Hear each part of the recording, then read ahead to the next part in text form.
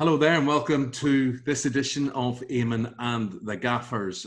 The gaffer I'm going to speak to this time round is a guy who I idolised as a player at Manchester United, where he began in 1971. After many years at United, he moved on to Stoke City. He then, we'll talk about this, briefly played for the Noisy Neighbours for a season from 1985 to 86.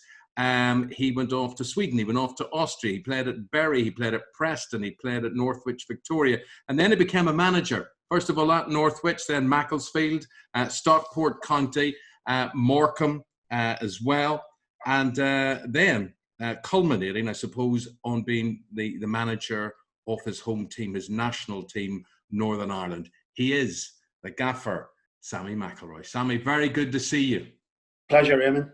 Well, you packed a lot in there. Do you know what I would say to you? I would say to you that you are the epitome for me that if you are good enough, you're old enough. Because as a teenager, I remember you making your debut for Manchester United against City in a derby game. You lay on 2 assists and you score, and you're 17? 17, Eamonn, yeah. Unbelievable. I didn't actually know that Saturday morning, November, Manchester City.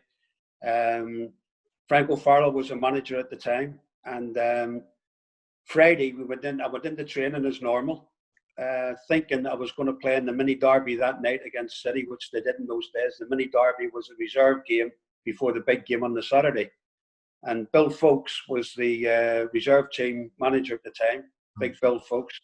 And he pulled me as I walked through the door, 10 o'clock on the Friday at the Old Cliff training ground.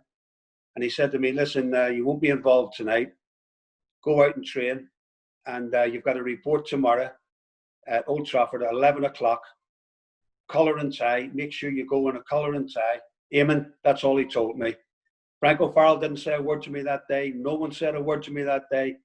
I actually had to get the bus on the Saturday morning from my digs in Stretford to Old Trafford, walk down Warwick Road, straight into the manager's office, and he told me I was playing.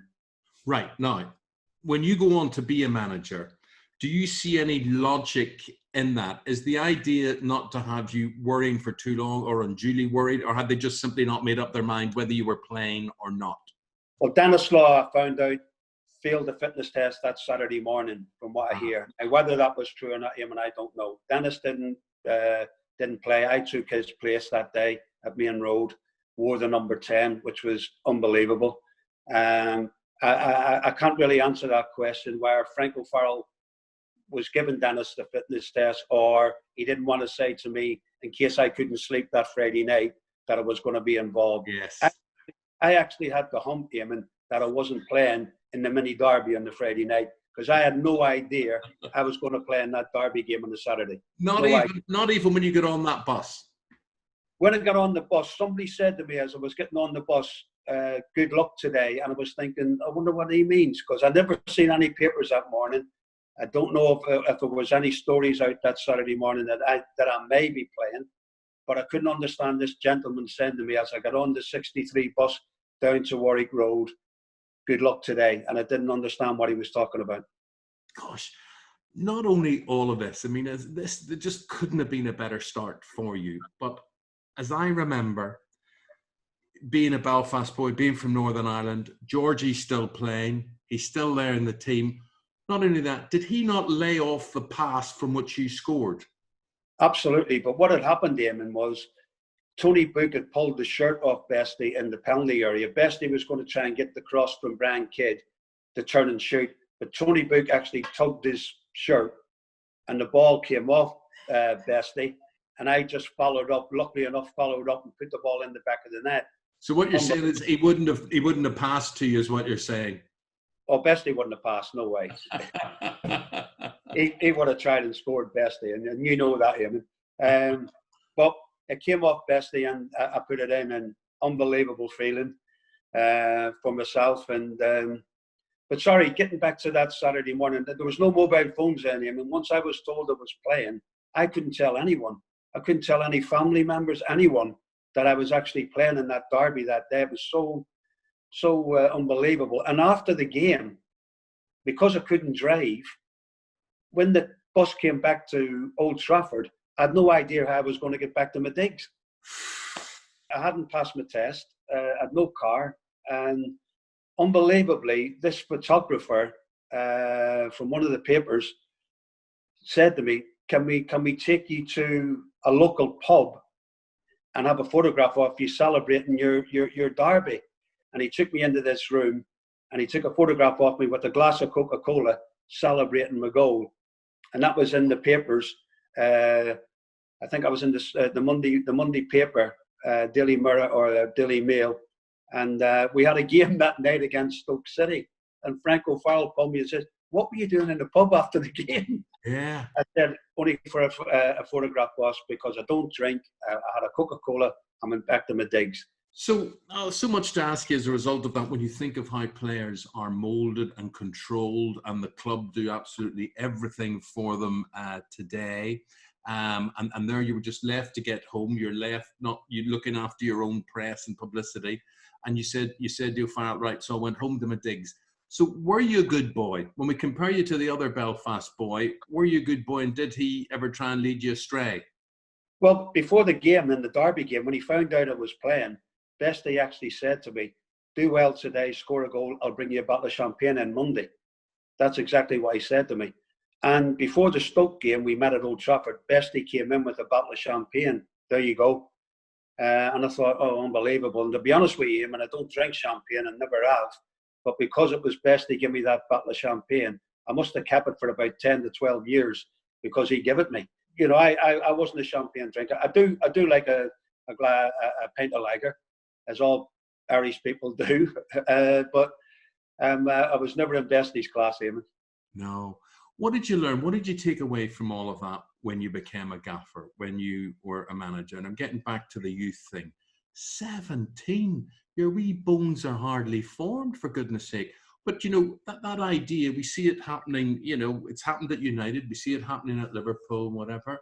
If you are good enough, are you old enough? Well, that was the old motto from Sir Matt Busby, the great Sir Matt Busby. He always said, and you know about the youth policy at Manchester United over the years and them days, age was never a problem. He said, if you're good enough, you're old enough. And I was actually involved in friendly games when I was 16 years of age under Sir Matt. We used to go to the south of Ireland, play Bohemians, play clubs like Shamrock Rovers, and it was unbelievable to play with the likes of Law, Best, Jarton, Paddy Crowder, and all these people who helped you. Unbelievable. Because they thought if you're with us, you're good enough to be with us. And, you know, that was great for me. They didn't like sort of try to do anything special or anything. They just give me the ball when they wanted to give me the ball and let me get on with it. And even at 16 years of age, Eamonn. And I scored that night against Bohemians. And I'll never forget it because there was 30,000 people in the stadium that night.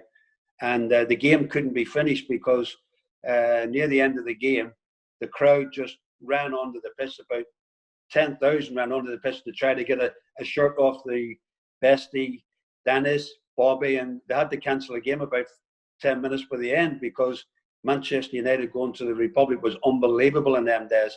You know, looking back at old footage of you and the type of player you were, I mean, I just can't get off this age thing. But you scored. I think you scored didn't you score in your second game as well?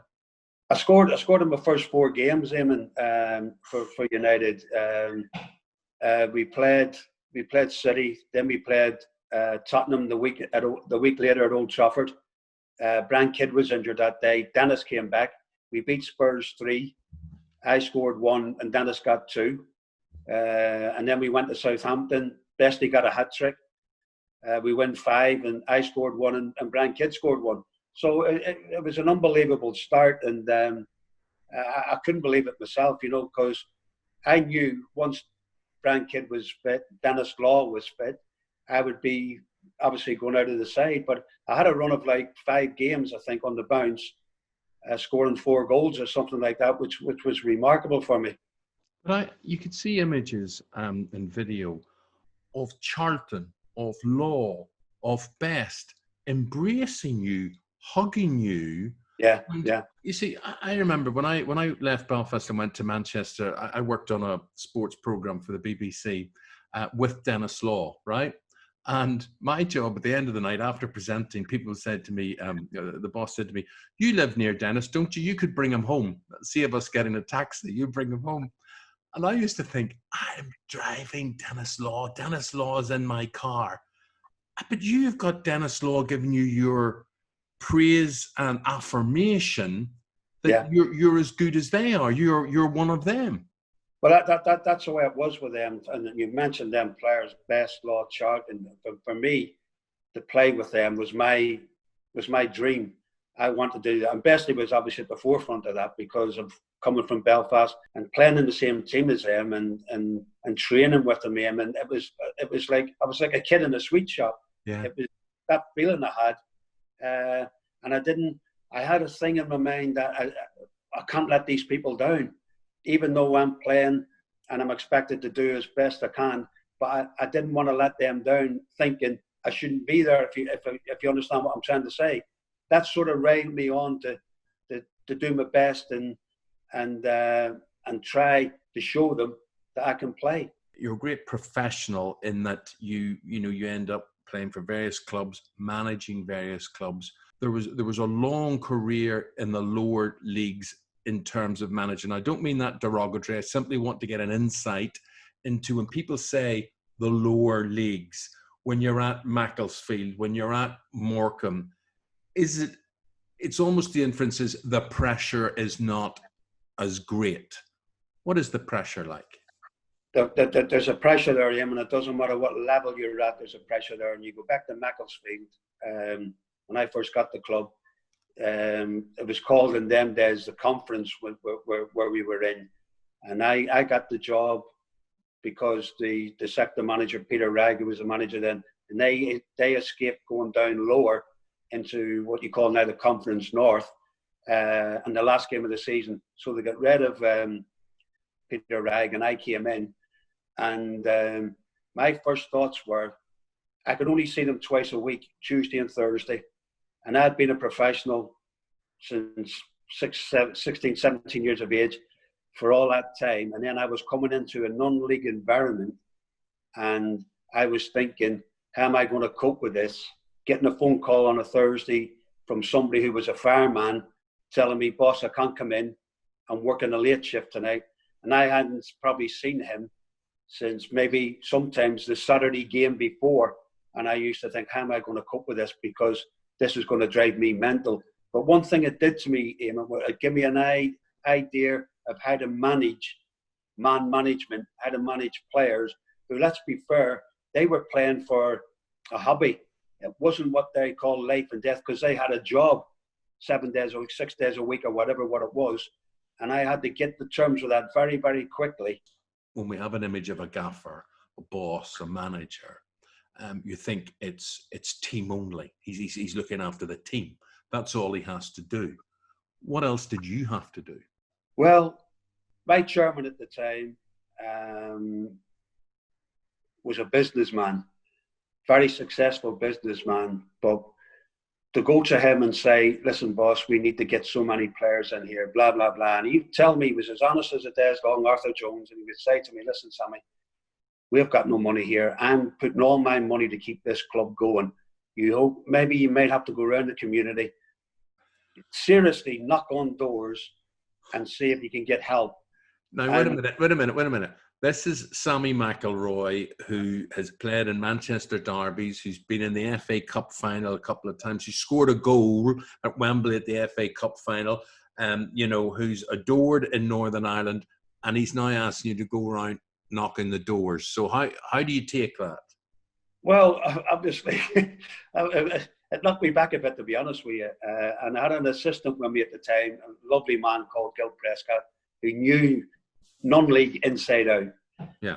And he was laughing at me. He was laughing when I told him what the chairman had said to me. He was laughing and said, "Oh my God, are you going to do it?" I said, "Gil, I've definitely got to do it. And by the way, you're going to come with me." So the two of us at times would do this and would do that, and we would go around, because our training field at the time was King's College, which was just off these mansions behind at Prestbury. And after training, we'd have a cup of tea, we'd get dressed, and we'd drive down to these mansions and actually go along these roads, knocking on doors, Eamonn, asking for their help.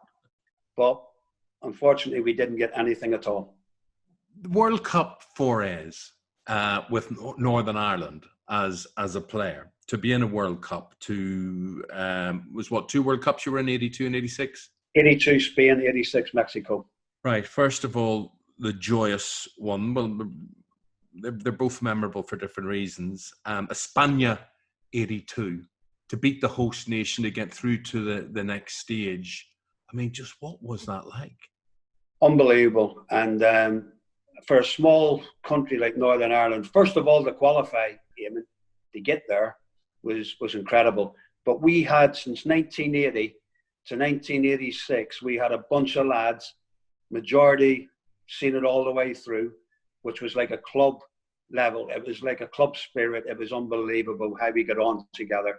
Big Pat, Jimmy Nicholl, David McCreary, Jerry Armstrong, people like that. And we got on ever so well. Well, that 1982 qualification to Spain was unbelievable. And we actually warmed up preparation, Eamonn, at a place called Brighton. We went to Brighton for 2 weeks. Billy Bingham took us to Brighton for 2 weeks to prepare to go to Spain. And the lads were laughing their heads off because we were looking at countries who were going to Dubai and Portugal and to Portugal, to everywhere. And we went to Brighton. You went to Brighton. Did this not was this not all preparation for managing with less resources? Because Northern Ireland are the epitome, I suppose, of I was going to say the dirty dozen or something. It's like you take who you can and you mold them into what you've got. Very, very true. And Bingham was like that. Bingham was unbelievable in preparation. He had everything sorted out. And luckily enough, Eamonn, as well, there was a bit of a heat wave in Brighton while we were there. So we did get So it felt like Dubai. It felt like Dubai with the sun and everything. And even the manager touched lucky as well, because he owned a little shop in Southport, a little chemist. And he even brought the suntan lotion and the after sun and everything.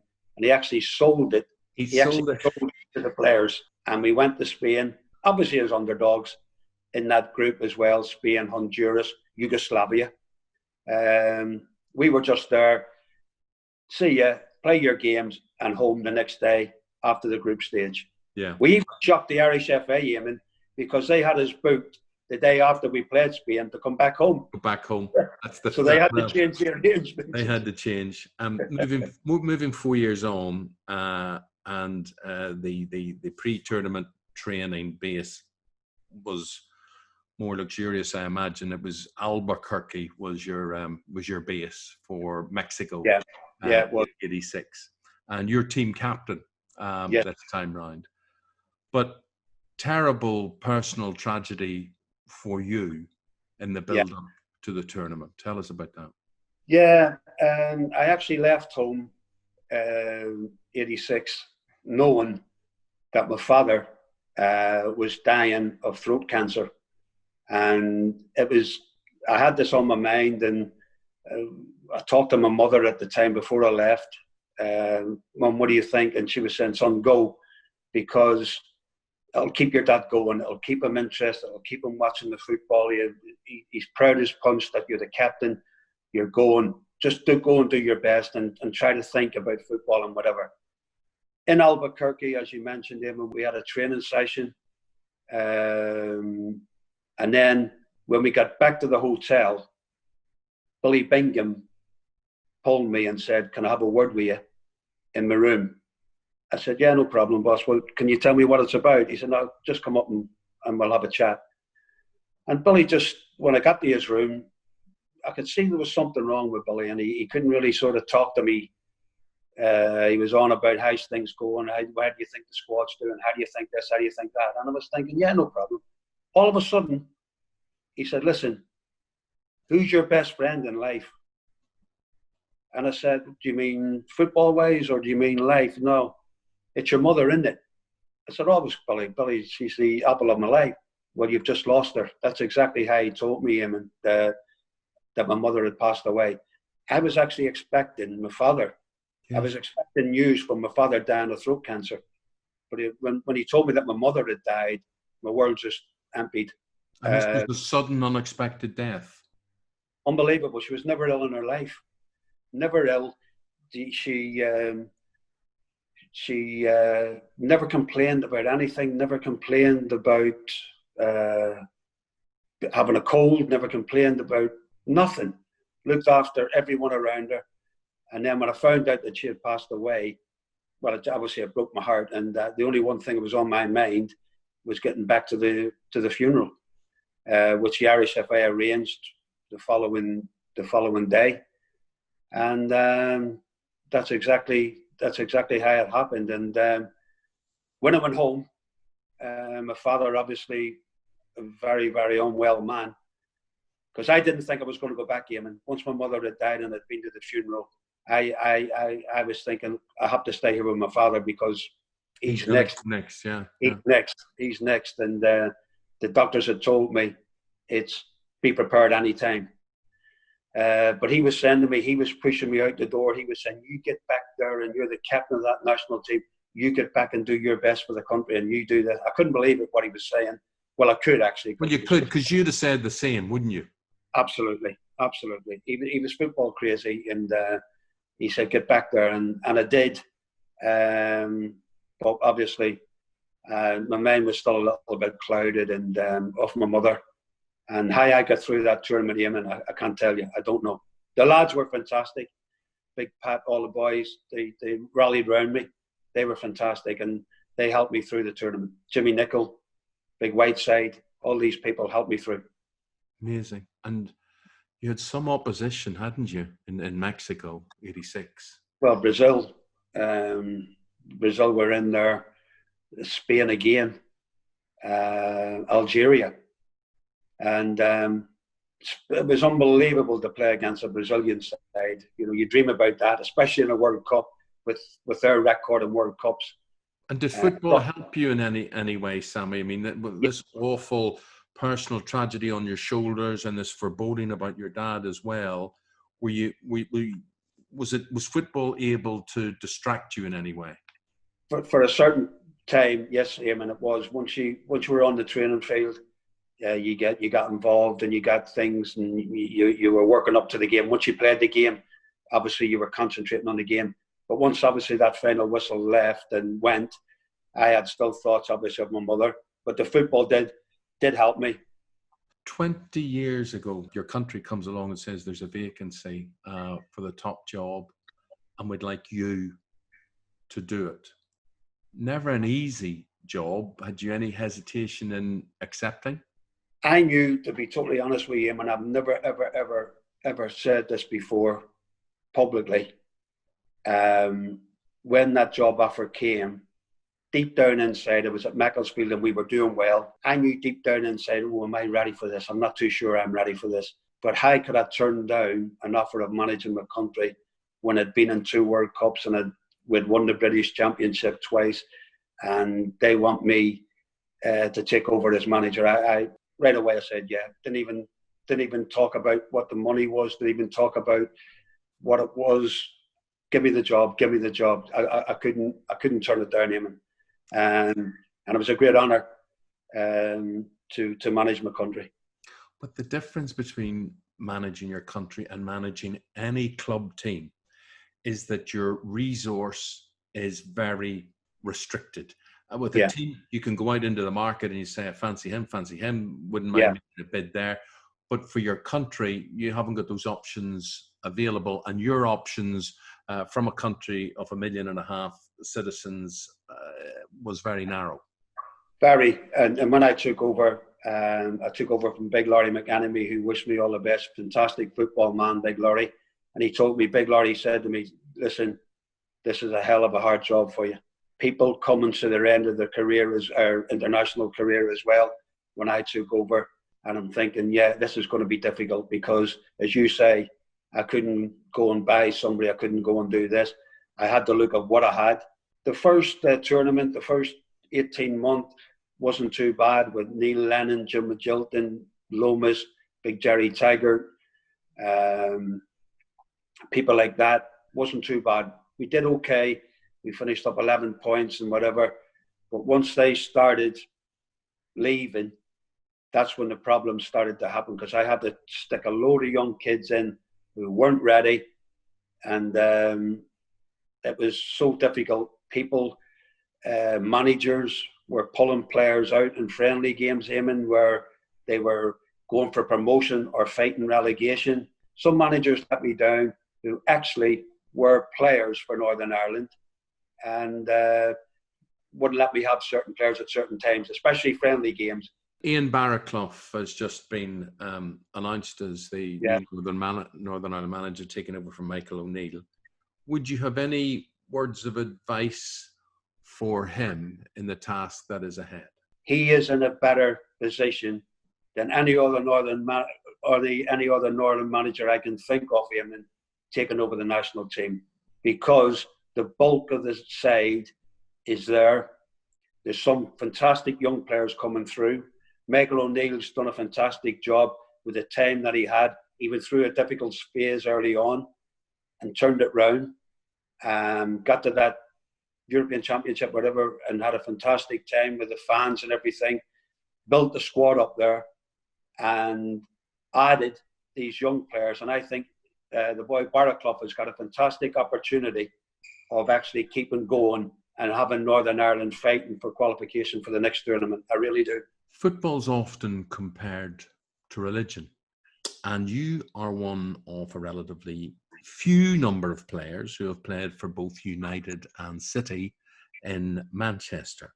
What did that feel like when you pulled on the blue shirt, and what was the reaction to that? What was the reaction from you like, if there was any, and what was the reaction in Manchester like to you?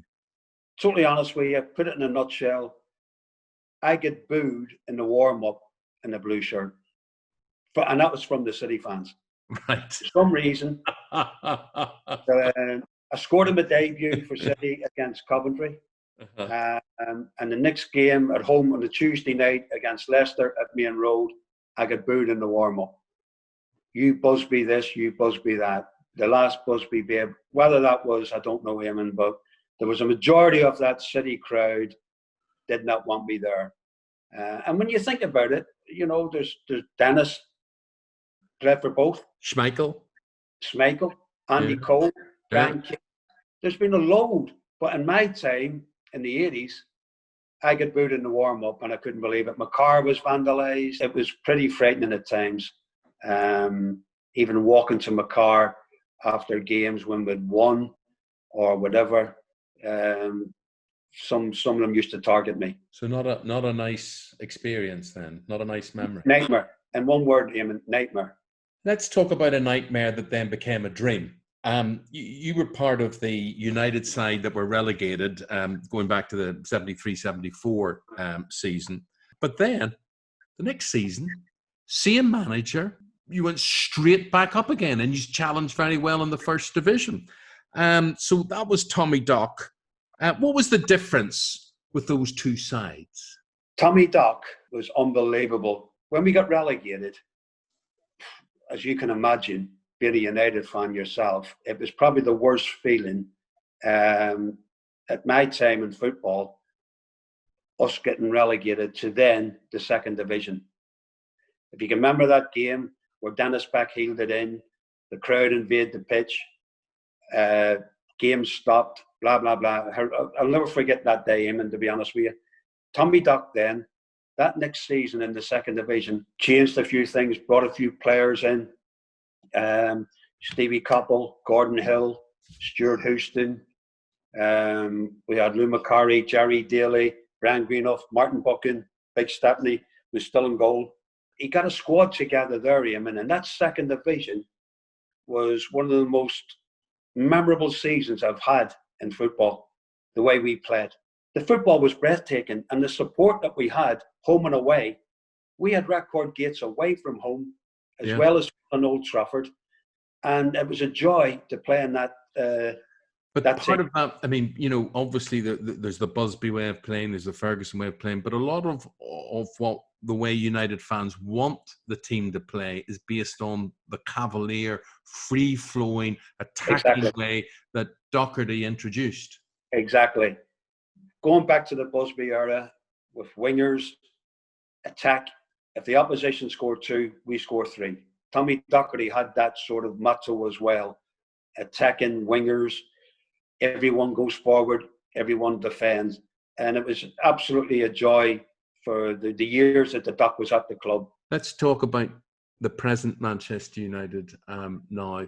You as a midfielder, you could dribble, you could pass, you had silky skills, you could score, you could shoot, you even scored quite a few goals with headers. You could take penalties. You did all these things, my friend.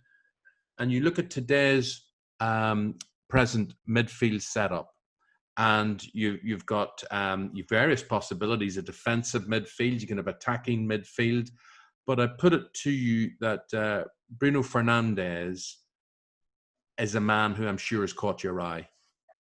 Unbelievably, Eamonn. I can't believe Fernandes has came in, one player, and transformed the club. Can't believe it. With Pogba missing, with his injuries, and we had what the press and the media were saying is a very mediocre Manchester United side at present. Ollie Solskjaer's going to have to really buy and bring more flair players into the club. And then he brings Fernandes in from Sporting Lisbon. And when I first seen him, Eamonn, I thought, God, he's only a little whip of a boy. There's nothing like what you call, he's not like a Matic. He's not like built like a tank, sulky footballer. But he's just completely took over and dominating games. And everyone wants to give him the ball. He's always available for the ball. Very confident player. A total Manchester United player for me, who wants it, expresses himself, and his passing, his movement, everything at the minute he's doing is coming off. Right. That's the good news. Is the conundrum is who do you put with him? I'm referring to Pogba. I'm referring to this amazing talent that sometimes fires, sometimes doesn't. And the thing about Fernandes, of course, is that he's been consistent so far, whereas Pogba hasn't been. That baffles me, Eamonn. Pogba, totally class act, World Cup winner. When he came to the club, I was thinking, oh dear, this is a great buy. This is unbelievable. And it hasn't, for whatever reason, what you want to say. Is his mind elsewhere? What is happening? I don't know. But there's a player in there, Eamonn. There's no doubt about that. And I think him and Fernandes, if they can sort of gel together, we've got something special in there. Now, I think this summer is going to be very, very important for Pogba. And the question is he going to stay? Or is this agent of his, who's, to me, seems a pain in the backside, is he going to try and get him out of the club? Or is Pogba, which I think Pogba's got to do, I want to be a Manchester United player now. I've got a contract till whatever. I want to stay here and focus and try and win trophies for this football club. I think he's got to say that. And I think he'll get everyone on his side, if he does come out and say something like that. Because he is a footballer. He is a footballer, and he's got somebody now with him on the same wavelength that'll help him. Look at how good Liverpool are. I don't think United are half bad at all. How far off are we, let's be realistic, of equaling what they are doing at the minute? Are we 2 signings away, 3 signings away, or is that a lot more work than that? Liverpool and Manchester City are still ahead of us. There's no doubt about that. I think Ollie's on the right direction, and I'm sure Guardiola, for this, if it may be his final season, is going to bring people in him as well to strengthen. He won't like losing that trophy the way he lost that league to Liverpool. I think we've got to bring in some more players. I really do. I think we've turned the corner. I really do, with Fernandes, Maguire, Wan-Bissaka. But I do think we need to improve that squad still. Because Manchester United, Eamonn, as you know, fighting for 4th ain't good enough. We should be up there challenging for everything. The way them Liverpool and City are doing at the moment, we should be with them. Do you miss the game, Sammy? Are you still involved enough that it feeds your intensity for it? Well, as you know, and I've seen you with your scarf on and hospitality. I do hospitality. I've been doing that there since I've stopped managing. I do MUTV as well. But one thing I do and what I do miss and playing is the best thing in football, Eamonn. I still play for the old boys at 66 in a few weeks' time. I still play and I still love playing. Playing is the best thing in football. Forget managing, forget coaching. Playing is the number one. Well, Sammy McIlroy, thank you for being my number one on this video podcast. Really appreciate it. Top man, top player, top gaffer. Thank you very much indeed. Lovely talking to you. And you, Eamonn. Pleasure. Thank you. Thanks for watching and listening. Eamonn and The Gaffers is available on YouTube or from wherever you get your podcasts. Until the next time, bye-bye.